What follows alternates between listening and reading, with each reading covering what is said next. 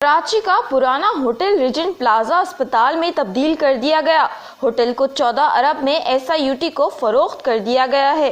अब कराची का सबसे पुराना होटल एक हॉस्पिटल की तरह काम करेगा। शहर कायद के तारीखी होटल रीजेंट प्लाजा को 14.5 अरब में अदीब रिजवी के इदारे SIUT ने खरीद लिया है, मगर हॉस्पिटल में मरीजों के लिए सहूलियात कब तक दस्तयाब होंगी, इस बात का ऐलान अभी तक नहीं किया गया है। इस होटल को खरीदने की ख्वाहिश SIUT ने सितंबर 2023 में जाहिर की थी और अब जुलाई में इस होटल की नीलामी मुकम्मल हो चुकी है। जबकि अगर बात की जाए इस होटल की तारीख की तो ये बहुत पुरानी है। शाहरा फैसल पर मौजूद ये होटल 1980 की दिहाई में ताज महल होटल के नाम से मशहूर था। फिर बाद यह हॉलिडे इन क्राउन होटल के नाम से भी माजी का हिस्सा रहा है, मगर फिर इसे रीजेंट प्लाजा होटल और कन्वेंशन सेंटर में तब्दील कर दिया गया था, जिसके बाद अब 2024 में SIUT को सौंप दिया गया है।